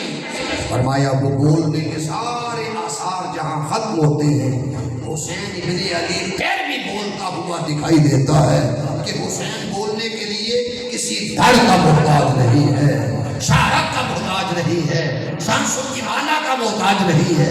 حسین کلام کرنے کے لیے نہ کوئی بیکاری ہے سانسوں کا، نہیں، لوگوں کو محتاجی ہے، سانس ہو تو بولتی ہے، داڑھ اور سر جڑا ہو تو بولتی ہے، شہرت سلامت ہو تو بولتی ہے، کوئی شہرت کٹ جائے جہاں بولنے کے سب آثار ختم ہو جاتے ہیں، حسین بول کر بتا رہا ہے دیکھو شہید آج بھی زندہ۔ حسین ابن علی بول کر دیتا ہے، اس لیے حاکم نے سچ کہا ہے، حسین ایسا عظیم کاری ہے، او بن بدل کے قرآن جاری ہے، جاری ہے بن بدل کے قرآن جاری ہے۔ دنیا میں جو بھی کوئی قرآن پڑھے گا یہ صدقہ حسین ابن علی کے قرآن پڑھنے گا۔ دنیا میں جو بھی تبلیغ کرے گا، جو بھی اذان پڑھے گا، جو بھی سنت پہ چلے گا، یہ صدقہ شبیر کی شہادت کا ہے۔ اگر اس لمحے آپ شہید نہ ہوتے، ہر گھر کے اندر آج یزیدیت چھائی ہوتی۔ آپ نے فرمایا یزید تیرے یزیدیت کے شجر میں ہم خون آل محمد کیوں ڈالیں گے، 72 کا خون ڈال دیں گے، صبح قیامت تک شجر اسلام کی ایسی آبیاری کریں گے کہ کوئی یزید ایک دراڑ بھی نہیں ڈال سکتا، ایسی آبیاری۔ اور یہ تعارف کروا رہے تھے حسین، کیا ہم ہیں ایسی حسین اے لوگوں،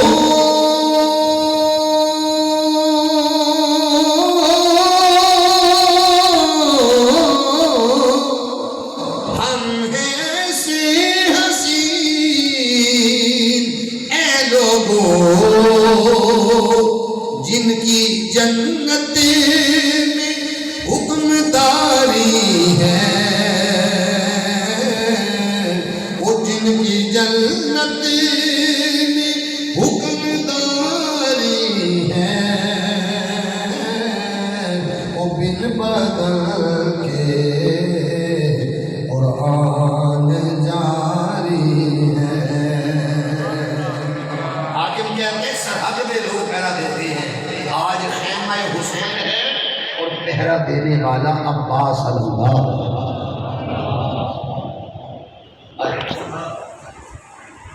خیمہ دین پر خدا کی قسم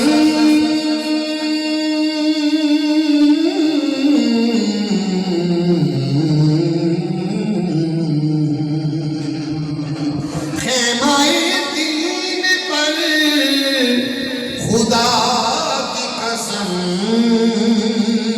الوانے کی پہرہ داری ہے، الوانے کی پہرہ داری ہے، وہ بن بدل کے قرآن جاری ہے، بن بدل کے قرآن جاری ہے۔ دیکھ اکبر حسین کہنے لگے،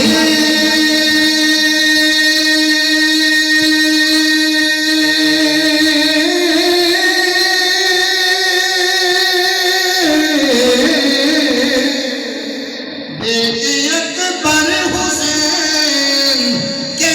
لگے تیری تصویر تجھ پہ باری ہے، تیری تصویر تجھ پہ باری ہے، وہ بن بدن کے قرآن جاری ہے۔ کہ وہ حدیث ثقلین کی عمر بھر حسین ابن علی نے تشریح کی تھی کہ زندگی میں بھی قرآن کو ساتھ رکھا، شب عاشور بھی قرآن کی تلاوت جاری ہے، اور آج شہادت کے بعد ان یزیدیوں نے چاہا کہ ہم قرآن کو آل سے جدا کریں، مگر حسین جدھر جدھر جا رہا ہے آیتیں پڑھ رہا ہے اور گواہی دے رہا ہے، یزیدیوں تم نہ قرآن کو آل سے جدا کر سکتے ہو، نہ آل کو قرآن سے جدا کر سکتے ہو۔ جہاں ہم ہوں گے وہاں قرآن ہوگا، جہاں قرآن ہوگا وہاں ہم ہوں۔ اس طرح یہ قافلہ کربلا سے کوفہ، پھر منزلیں طے کی ہیں، مامورہ گیا، موصل گیا، نصیبین کیا، کتنی منزلوں کے بعد پھر یہ دمشق آیا، اور گماشتہ اور لعین بیٹھا ہوا، لعین اور لعنتی بیٹھا ہوا، کہنے لگا کہ میرے سامنے سر لایا گیا۔ آج لوگ کہتے ہیں جی یزید کو کیا قصور ہے؟ جی قصور یہ ہے کہ ہم نے پڑھا نہیں اس لیے یزید کا قصور ہے۔ اگر ہم اسلام کے صحیح وکیل ہوتے تو پھر قصور ڈھونڈتے کہ اس کا قصور کیا ہے۔ اس کا قصور یہ ہے، وہ کہتا ہے کہ تھال میں سر لایا جائے، کس سر کو منگوا رہا ہے؟ جس سر کو رسول اپنی گودی میں رکھا کرتے تھے، وہ کمینہ کہتا ہے تھال میں اس سر کو لائیں، میرے سامنے لایا جاتا ہے جی۔ اس تھال میں رکھ کر جب سر لایا گیا، یزید کے ہاتھوں میں چھڑی اور وہ حسین ابن علی کے دانتوں پر چھڑی لگا، اسے کہا جاتا ہے حیا کر، شرم کر، یہ وہ جگہ ہے جو وہ سگاہ رسول ہے، حیا کر، وہ سگاہ رسول ہے۔ کس کے ہونٹوں پر، دانتوں پر چھڑیاں لگا۔ اور پھر قادری صاحب نے تو کتاب لکھی ہوئی ہے، لوگ تو آج ڈر رہے ہیں کہ اس میں لعنت نہ بھیجو، قبلہ فرماتے ہیں لعنت سے اگلی بات کرو، میں اس کو کافر کہتا ہوں۔ قادری صاحب کی کتاب پڑھو، فرماتے ہیں جس وقت اس نے سر پر چھڑیاں مار کر کہا تھا کاش بدر میں مرنے والے میرے بڑے زندہ ہوتے اور آج دیکھ لیتے کہ میں نے تمہارا بدلہ نسل محمد سے لے لیا ہے، فرمایا اتنا جملہ جب اس نے کہا تھا تو دارہ اسلام سے خارج ہو، جو بدلے لے رہا ہے، جو چھڑیاں مار رہا ہے، جو کہتا ہے بڑے زندہ ہوتے تک لیتے، میں نے محمد کی نسل سے تمہارا بدلہ لے لیا، ہم اسے جنت میں دھکیل رہے ہیں کہ جنت چلا جائے، نہیں۔ حاضرین محترم، اس لیے وہ لعین چہرہ، بدگمان چہرہ، سارا کچھ اسے اس کے حکم سے ہوا، اسے ساری خبر ہے۔ مصعب آنے پر خوشی سے چلاتا کیوں ہے؟ اسی سر کو میں نے کہا تھا کہ جھک جائے، نہیں جھکا، میں نے کاٹ دیا۔ خوش ہے، چھڑیاں لگا رہا ہے۔ اس لیے تو بابا جی سرکار فرماتے ہیں آج تک کسی قاتل نے اپنے مقتول کے سر کی اتنی بے حرمتی نہیں کی جتنی حسین کے سر اقدس کی شہادت کے بعد۔ پھر کہنے لگا کہ قافلہ لایا جائے، لونڈیوں کو بلائیں، استغفر اللہ۔ تو سیدہ فضہ نے کہا کمینے جنہیں تو لونڈیاں کہہ رہا ہے، شاید تیرے گھر والیاں بھی ان کی خادمائیں بننے کے قابل نہ ہو، یہ تو جنت کے مالک اور وارث ہے، تجھے حیا نہیں آتی تو کیسے بول رہا؟ پھر کہنے لگا زین العابدین آپ بھی شہزادے، یہ دیکھو میرا بھی شہزادہ، فرمایا نہیں اس طرح شہزادگی نہیں ہوتی۔ کہنے لگا چلو تم کشتی کرو، کہا اس طرح کشتی نہیں ہوتی، اسے بھی تلوار دے، مجھے بھی تلوار دے، جس کی تلوار گردن کاٹ دے گی وہ پہلوان لگا یہ تو نہیں ہو سکتا. پھر کہا اے سرکاری خطیب میرے بڑے دربار میں نعرہ بلند کر. یہ نعرہ بلند کرتا ہے کہ یزید سچا، یزید یہ ہے، یزید وہ ہے. تو یزید نے کہا دیکھا اس کا بیٹا کہنے لگا، یزید کا بیٹا، کہ دیکھو میرے باپ کا ترانہ دربار میں گونج رہا ہے، آوازہ بلند ہے. اتنی دیر ہوئی کہ دمشق کی جامع مسجد سے آذان کی آواز اور آذان کی آواز آ رہی ہے، اللہ اکبر اللہ اکبر اللہ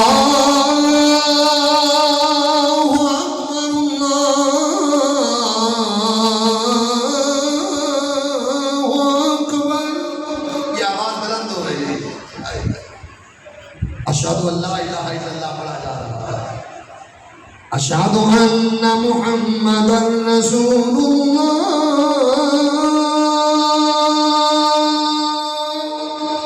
صلی اللہ علیہ وآلہ وسلم. جب یہ آذان اس کے بڑے دربار میں سنائی دی اور جب یہ لفظ سنائی دی اشہدو ان محمد رسول اللہ صلی اللہ علیہ وآلہ وسلم، اس وقت یزید سے امام زین العابدین سرکار فرمان لگے. یہ کمینہ ایک ابھی کہہ رہا تھا دیکھو میرا باپ کا لہجہ، اس کا آوازہ کتنا بلند ہے تو گونج رہا ہے. کہا کمینے یہ گونج تو ہوگی 2-4 دن، اور یہ گونج ہے فقط اس دربار کی 4 دیواری میں. ایک ترانہ تم وہ دیکھ رہے ہو جو گونج جہاں رہا ہے اور جس کی صدا فرش سے لے کر عرش تک جا رہی ہے، اور جو صبح قیامت تک گونجا جاتا ہے یہ ترانہ یاداں. پھر کہا زین العابدین سرکار فرمایا کہ زین العابدین تباہی ہو خولی کی، شمر کی، ابن زیاد کی، فلاں کی. میں نے کب کہا تھا کہ شہید کیا جائے؟ میں نے کہا تھا لے آئیں، بس انہوں نے ظلم کیا، ستم کیا. وہ مگر مچ کے آنسو بہانے لگا.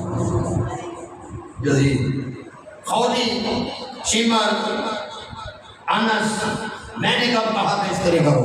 اچھا کہا تو ہی تھا جس نے ہمیں حکم دیا. کہا زین العابدین کو دل میں آرزو ہو تو بولے. کہا زین العابدین نے فرمایا آرزو یہ ہے کہ جتنے سر ہیں وہ ہمارے حوالے کرو،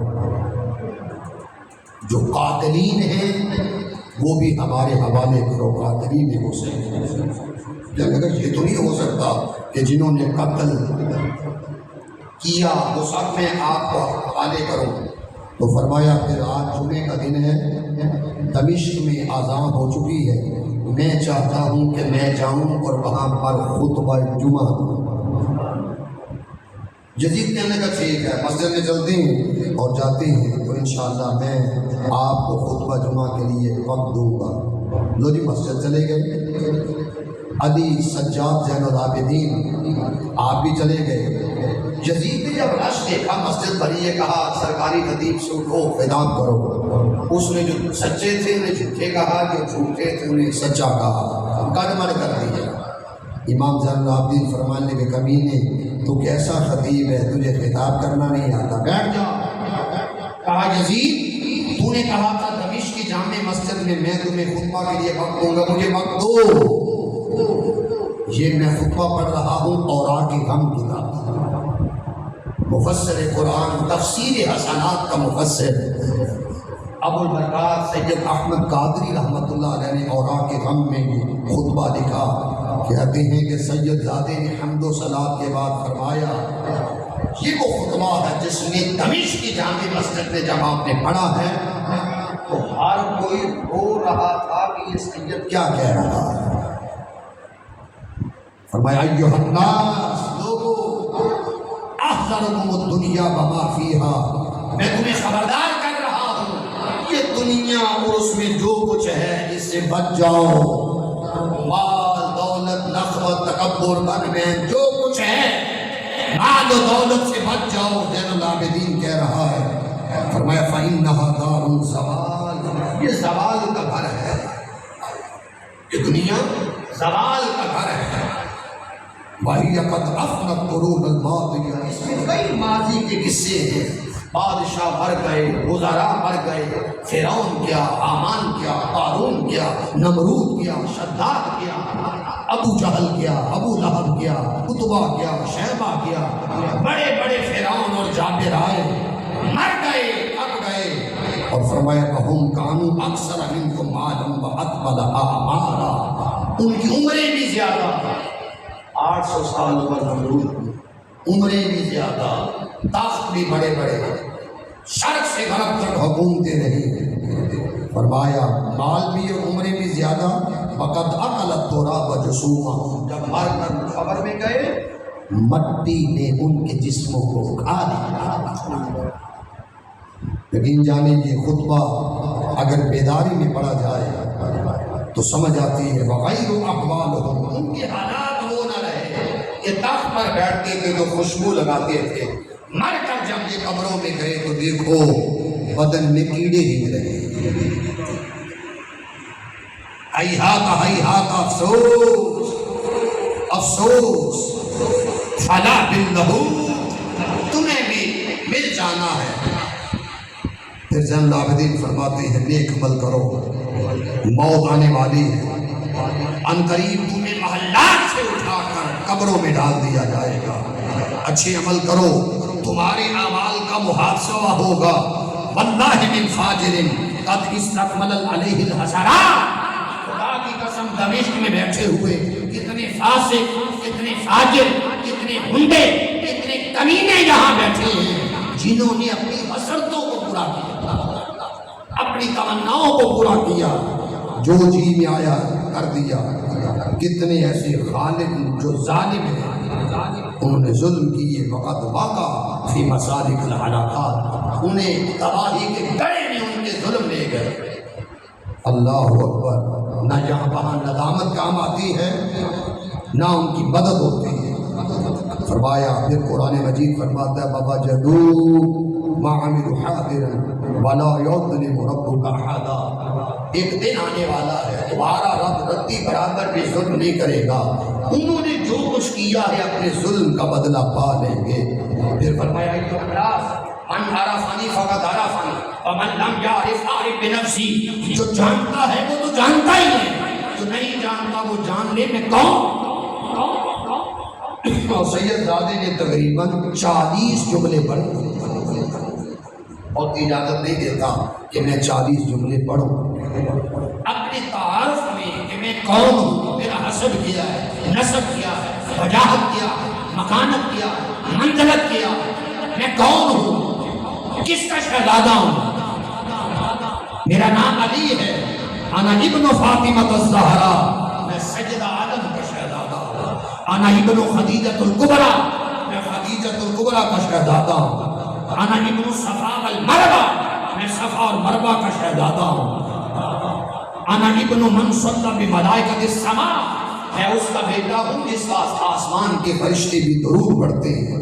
انا ابن من ثم دنا فتدلى فكان قاب قوسین او ادنی، میں اس کا بیٹا ہوں جس کی شان میں اللہ فرماتے ہیں پھر وہ قریب ہوا، پھر اور قریب ہوا، حتیٰ کہ 2 کمانوں کا فاصلہ رہ گئے. وقت اجازت نہیں دیتا ورنہ ایک جملہ سید زادے کا اپنے تعارف میں وہ اپنی جگہ پر ایک سمندر کی مانند ہے. جب جملے پڑھے کوہرام مچ گیا، اور آنکھ اشک ریز ہے، اور آنکھ بہ رہی ہے، لوگ رو رہے ہیں. زین العابدین سرکار خطبہ دے رہے ہیں. جب یزید نے یہ منظر دیکھا کہ سید کے خطبے نے ہر چیز کو پلٹ کے رکھ دیا، اب سرکاری خطیب سے کہا تو اذان پڑھ تاکہ یہ گریہ بند ہو اور لوگوں کی توجہ اذان کی طرف ہو. تو مؤذن جلدی سے اذان شروع کرتا ہے، اللہ اکبر اللہ اکبر، اشہد ان لا الہ الا اللہ اشہد ان محمدن کے مبارک لفظ پر پہنچتا ہے صلی اللہ علیہ وآلہ وسلم. تب سید کہتا ہے ٹھہر جا، تو دکھیے کی بات بھی سن، تو میری بات بھی سن کہ میں کون ہوں. جس نے اپنی آنکھوں سے کربلا دیکھی، جس نے تڑپتے ہوئے شہزادوں کو دیکھا، بلکتی ہوئی شہزادیوں کو دیکھا، جس نے اپنی آنکھوں سے خاک اور خون میں ملی جلی لاشوں کو دیکھا ہے، بڑے بڑے درد سوز مناظر کو دیکھا، تو میری بات بھی سن، ٹھہر جا، آگے نہ بڑھ، رک جا، سید کی بات سن، میں کیا کہنا چاہتا ہوں۔ دنیا تنگ ہے کہ سید نے مؤذن کو روک لیا، کیا کہنا چاہتے ہیں؟ فرمایا ٹھہر جا، جب تک تمہیں نہ کہوں آگے نہ بڑھنا، تو میری بات بھی سنو۔ فرمایا یزید یہ بتا، تو سارا کچھ اس لیے کروانا چاہتا تھا، شہادتیں کیا، قتل کیا اور پانی بند کرنا کیا، نسل دنیا میں ساری ختم اس لیے تو نے کی کہ ممبروں پر ان کے نانا کا، اس ہستیوں کا نام نہ رہے۔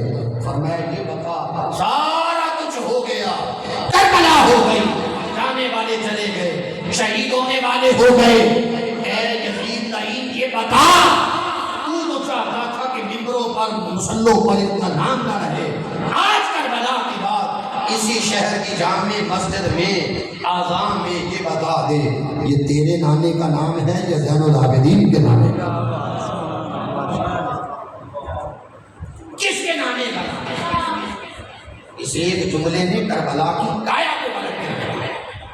اگر تو تیرے نانے کا نام ہے اور تیرے نانے کا نام ہے، اگر تو تیرے کا ہے تو وہ سچا ہے، تیرے نانے کا نام تو نہیں، یہ ہے زین العابدین سرکار کے نانے کا نام۔ ہم کل بھی سچے تھے، ہم آج بھی سچے ہیں، ہم صبح قیامت کو بھی سچے ہیں۔ اسی خطبے میں اس دمشق کی جامع مسجد میں ہر ایک کو دیکھا گیا، اس کی آنکھ بہ رہی ہے کہ یہ کون ہستی ہے جو ہمیں جھنجھوڑ گئی۔ پھر یزید نے کہا کہ کیا چاہتے ہیں؟ فرمایا سب دے دو، ہم چاہتے ہیں ہم پھر جائیں۔ نعمان بن بشیر سے کہا 300 فوجیوں کا دستہ لے دو، اور جو انہوں نے کہا اور کوئی چیز چاہیے، فرمایا ہم چاہتے ہیں کہ وہ چادریں جو سیدہ فاطمہ الزہرا کی مناسبت ہے، وہ گل و بند بہار جو سیدہ زینب کہ گلے کا، جو حضرت زہرا کی نشانی ہے، میں چاہتا ہوں کہ یہ چادریں، یہ نشانیاں جو ماں کی ہیں، یہ واپس کرو۔ کی گئی۔ پھر کہا سر ہمیں دے دو، دیے گئے۔ پھر یزید یہ دمشق سے آگے بھی چلا، اور کبھی ہم تاریخ عالم کا مطالعہ کریں تو پھر ہمیں سمجھ آئے کہ واقعہ ہی لکھنے والوں نے کیا کیا ترانے ہم کے چھیڑے ہیں، اور زین العابدین سرکار کو باقاعدہ دمشق میں آپ کو قید کیا ہے۔ میں بات ختم کرنے لگا ہوں، باقاعدہ قید کیا ہے، اور یہ زین العابدین کے اشعار قید میں، انہوں نے قید کے اندر یہ شعر کہے تھے، ان ملتا یا روحی حسبا یومن اذا ارض الحرم، اے بات سبا، اگر تیرا گزر محمد کے شہر کے قریب ہو، بلغ سلامی روضۃ فیہا النبی المحترم، اس روضہ میں جو مصطفیٰ علیہ التحیۃ والثناء ہیں، ان تک زین العابدین کا سلام پیش کرتے ہیں۔ کہنا یا رحمت للعالمین ادرک لزین العابدین محبوس عید الظالمین فی الموقب والمرتحمین، کہ یہ اس وقت ظالموں کے منجے میں زین العابدین ہے، ان کی حال پر رحم فرمانا۔ من وجہہ شمس الضحیٰ، من خطہ بدر الدجا، من ذاتہ نور الہدیٰ، من کفہ بحر الکرم، حسن و جمال کا بیان کیا اور عرض کیا اقبالنا مجروحۃ من سیف ہجر المصطفیٰ، میرے آقا ہجر کی تلوار سے اب ایک ایک جگر زخمی ہے۔ طوبیٰ لأہل بلدۃ فیہا النبی المحتشم، وہ بڑا مبارک شہر ہے جہاں رسول علیہ السلام رہ رہے ہیں۔ یا رحمت للعالمین انت شفیع المذنبین اقرب لنا یوم الحزین فضلا وجود بل کرم، یہ اشعار انہوں نے جب قید تھے دمشق میں لکھے۔ المختصر جدید چند قدم ساتھ گیا تو آگے واقعہ ملتا ہے کہ ایک قصائی اپنی بھیڑ کو ذبح کرنے سے پہلے اسے پانی پلا رہا تھا۔ جب زین العابدین نے یہ منظر دیکھا آنسو طاری ہو گئے اور یزید کی طرف متوجہ کر کے کہا یزید دیکھ، سید زینب کہنے لگی کمینے دیکھ، ایک کسائی جس وقت وہ جانور کو ذبح کرتا ہے اسے بھی پہلے پانی پلاتا ہے، پانی پلانے کے بعد ذبح کرتا ہے، کیا میرا بھائی اس قابل بھی نہ رہا کہ جسے پیاسا ذبح کر دیا، پیاسا شہید کر دیا؟ پھر نعمان بن بشیر کہتا ہے کہ اے آل نبی، ایک راستہ جاتا ہے مدینے کو، ایک جاتا ہے کربلا کو، کدھر جانا چاہتے ہیں؟ فرمایا ہم کربلا جانا چاہتے ہیں۔ یہ پھر کربلا آئے اور جو 72 سروں کو دفن کیا ہے، پھر جن قافلہ چلا ہے چلتے چلتے شہر نبوی کی طرف، اور آپ اندازہ نہیں کر سکتے دو موقع ایسے ہیں کہ جب دنیا میں بڑا گریہ ہوا ہے۔ ایک وصال محمد مصطفیٰ صلی اللہ علیہ وآلہ وسلم پر حضور علیہ السلام کا جب وصال ہوا، بڑا شہر مدینہ اس وقت رویا، اور آج دوسرا وقت ہے کہ جب یہ آ رہے ہیں تو مدینہ والے پوچھتے ہیں زینب گئی تھی تو حسین ساتھ تھا، اب حسین کدھر ہے؟ زینب گئی تھی تو اون و محمد ساتھ تھے، اب اون و محمد کدھر ہے؟ اے زین العابدین آپ گئے تھے تو علی اکبر ساتھ تھا، قاسم ساتھ تھا، اب شہزادے کدھر ہیں؟ تو سوائے آنسوؤں کے اور زبان سے کوئی لفظ نہیں۔ تو زین العابدین سرکار نے پھر ساری عمر روتے ہوئے گزاری۔ حضرت داتا گنج بخش رحمۃ اللہ علیہ نے کشف المحجوب میں جب وہ تذکرہ کرتے ہیں سید محمد الباقر علیہ السلام کا، تو اس میں لکھتے ہیں کہ سید محمد الباقر علیہ السلام کثرت سے گریہ ازاری کرتے، تو ان کے بیٹے سید محمد جعفر صادق علیہ السلام عرض کیا بابا میں آپ کو مسلسل گریہ ازاری کرتے ہوئے دیکھ رہا ہوں، کیوں؟ فرمایا بیٹے یوسف کا تو ایک گم ہوا تھا اور اس نے ایک کی جدائی میں اتنا روئے تھے کہ آنکھیں سفید ہو گئی، نابینا ہو گئے، بینائی چلی گئی، ان کا تو ایک گم ہوا تھا، اور جعفر بیٹے ہمارے تو 18 شہزادے، اس لیے ہم اس وقت تک ان کی جدائی میں، ہجرت میں، شہادت میں ہوتے رہیں گے کہ جب تک آنکھوں میں بینائی نابینا نہ ہو، سفیدی نہ آ جائے، آنکھوں میں جب روشنی جب تک چلی نہ جائے، ہم اس وقت تک مسلسل گریہ ازاری کرتے رہے۔ اور یہی وجہ ہے کہ زین العابدین کا کربلا کے واقعہ کے بعد لوگوں نے زین العابدین کو زندگی میں کبھی ٹھنڈا پانی پیتے ہوئے نہیں دیکھا۔ جب پانی آپ کے سامنے آتا تو آپ رو پڑتے، تو سید محمد الباقر علیہ السلام بیٹا عرض کرتا حضور آپ پانی دیکھتے ہیں رو پڑتے ہیں کیوں؟ فرمایا باقر میں نے تڑپتے ہوئے بلکتے ہوئے شہزادے اور شہزادیوں کو دیکھا، آیا میں نے اس منظر کو دیکھا ہے اپنی آنکھوں سے، تو اس لیے وہ اس پیاس میں چلے گئے، میں ان کے ساتھ تھا اور میں نے سارے منظر دیکھے ہیں۔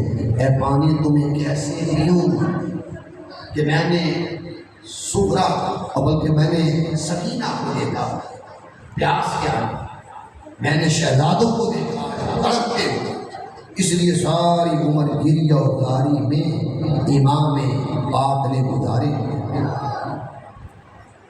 اس پورے کے پورے واقعہ شہادت سے ہمیں کیا خبر ملتی ہے؟ پہلی خبر، لوگوں زندگی میں دو چیزوں کو تھامے رکھنا، ایک قرآن کو اور ایک آل محمد صلی اللہ علیہ وآلہ وسلم کے دامن۔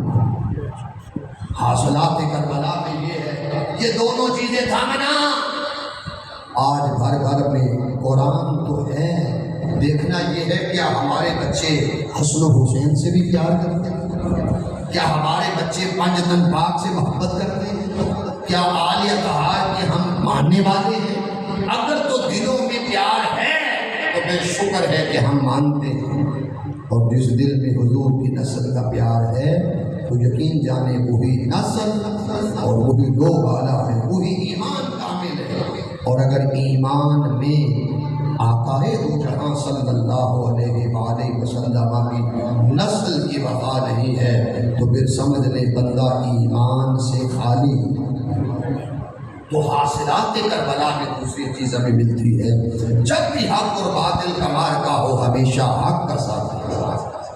اور صوفی برکت اللہ دھیانوی کی مجھے بڑا پیارا جملہ یاد آتا ہے، آپ نے فرمایا کہ بیٹے میدان کربلا کے بعد دو ہی لشکر سامنے آئے، یا یزیدی یا حسینی، تو فرمایا شکر ہے کہ برکت علی کا شمار حسینی لشکر کے اندر ہے۔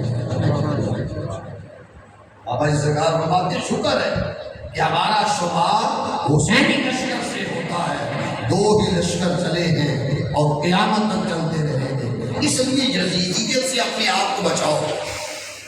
یزیدیت کیا ہے؟ یزیدیت یہ ہے کہ اتنا ذکر نہ کیا کرو جی، اتنا حسین کا ذکر نہ کرو، پنجتن کا ذکر نہ کرو، کوئی ضرورت نہیں، اس طرح کے جو سوالات کیے جاتے ہیں یہ ساری یزید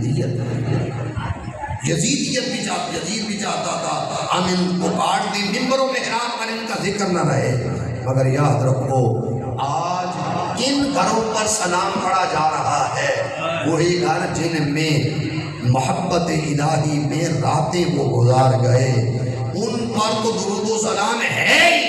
آج لوگ ان گھروں کو دیکھ کر کہ جو ان کے باقیات کے مبارک گھر ہیں ان کو درود و سلام اس لیے پڑھا جا رہا ہے ان گھروں میں سادات رہیں، آل محمد صلی اللہ علیہ وآلہ وسلم کی نسل تھے۔ اسلام کے دامن میں بس دو ہی تو چیزیں ہیں، ایک سجدہ شبیہ، ایک ضرب ید اللہ۔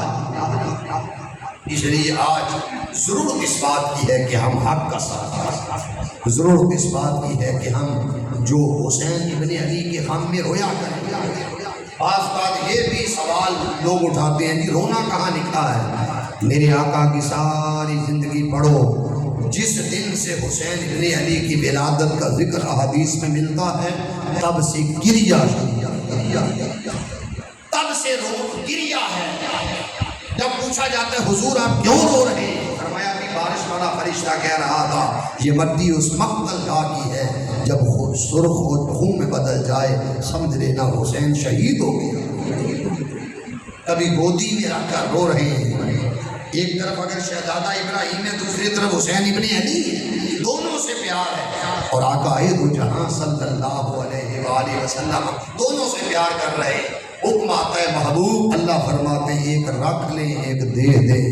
حضور سوچنے لگے کسے رکھوں کسے دوں، اگر یہ رکھتا ہوں اور یہ دیتا ہوں تو زہرا کا دل دکھے گا، اور اگر ابراہیم رکھتا ہوں اور شہزادہ جنت کو حوالے کر دیتا ہوں تو پھر زہرا کا دکھ مجھ سے دیکھا نہیں جاتا۔ تو فرمایا جبرائیل حسین رہنے دے اور ابراہیم لے جا۔ 3 دن کے بعد شہزادہ ابراہیم کا وصال ہو جاتا ہے، اور آقا فرمایا کرتے تھے حسین تم وہ ہو کہ میں نے اپنے لخت جگر کو تم پر فدیہ کر دیا۔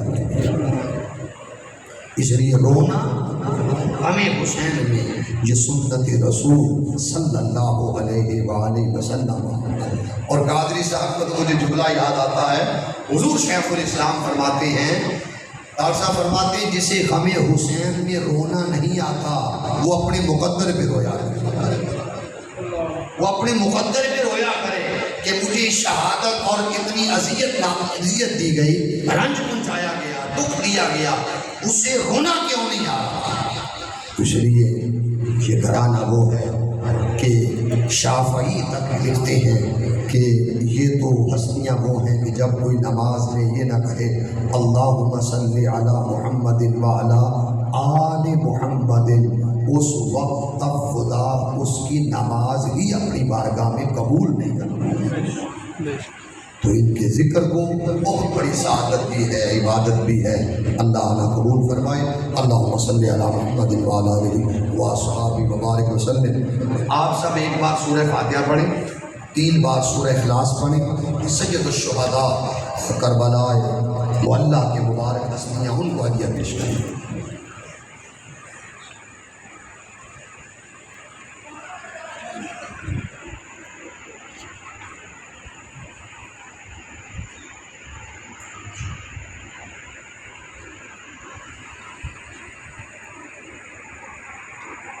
اللهم صل على محمد وعلى ال محمد كما صليت على ابراهيم وعلى ال ابراهيم انك حميد مجيد اللهم بارك على محمد وعلى ال محمد كما باركت على ابراهيم وعلى ال ابراهيم انك حميد مجيد رب اجعلني مقيم الصلاه ومن ذريتي ربنا وتقبل دعاء ربنا اغفر لي ولوالدي وللمؤمنين يوم يقوم الحساب الى قرآن مجید پڑھنا، نعت اور منقبت پڑھنا، سجد الشہداء کی یاد میں بیٹھنا، خرچ کرنا، لنگر بنانا اور اس جامع مسجد انوار مدینہ بطالہ شرم سنگھ میں بیٹھنا، تحریک منہاج القرآن کے زیر تمام تیسرا درس سننا، سب علماء مشائخ اہل محبت اور سب کا حاضر ہونا اپنی بارگاہ میں قبول فرما۔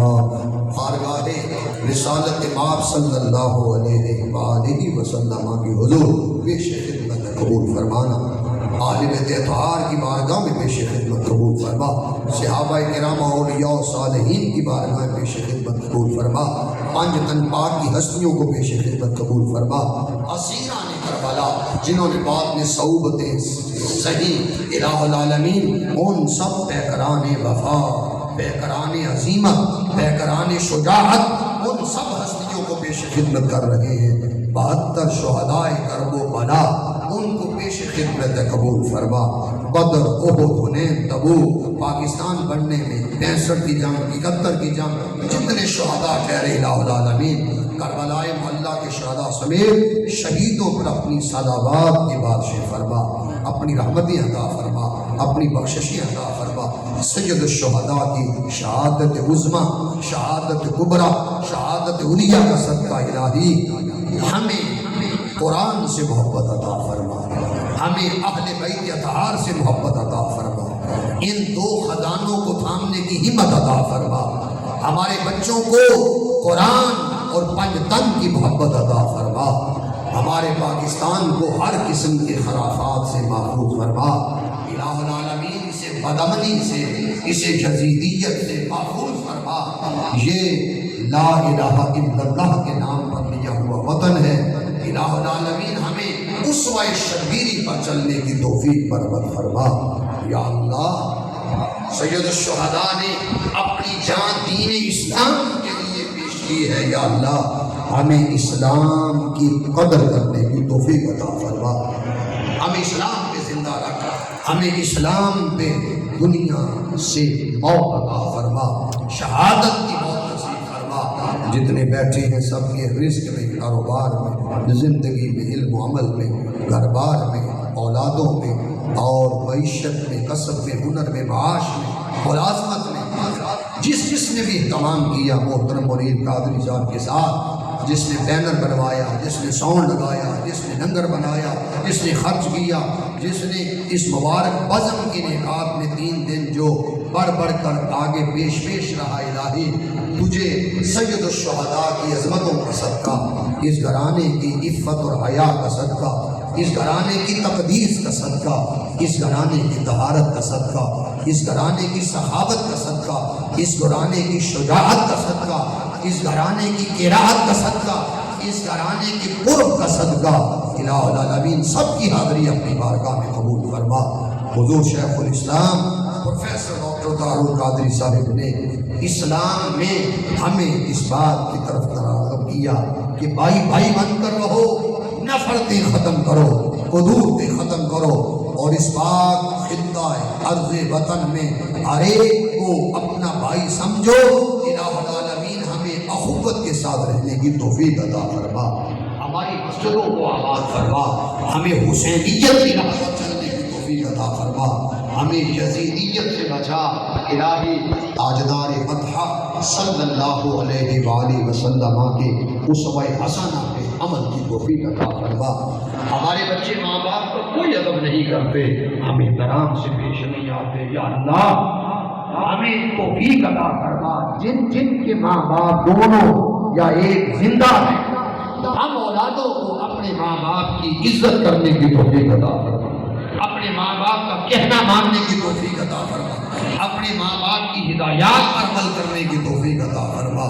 یا یا اللہ جن جن کے چلے گئے ماں باپ بہن بھائی بیٹے اہل خانہ آئزہ کار بولا دے تمام کے لیے دعا ہے آل اطہار کی طہارت کا صدقہ سب کی بخشش اور مغفرت فرما الہی ہمیں سچ بولنے کی توفیق عطا فرما جھوٹ سے بچا جھوٹ سے مکر و فریب سے بچا ہمیشہ حق بولنے سچ بولنے کی توفیق مرحمت فرما ایسے تمام جو کرتے ہیں کہ نئی نسل کو بٹھائیں ان کو کوئی قرآن و سنت کی روشنی میں ان کے سامنے کوئی نفیس سا مضمون رکھیں ان کے دلوں کے رب قرآن سے جڑے ان کے دلوں کے رشتے روحوں کے رشتے ایمان کے رشتے اس آل اطہار کی محبت اور مودت سے جڑے الہ العالمین یہ تمام کرنے والوں کی اس کاوشوں کو قبول فرما وصلی اللہ تعالی علی رسول محمد وعلی آلہ واصحابہ اجمعین برحمتک یا ارحم الراحمین.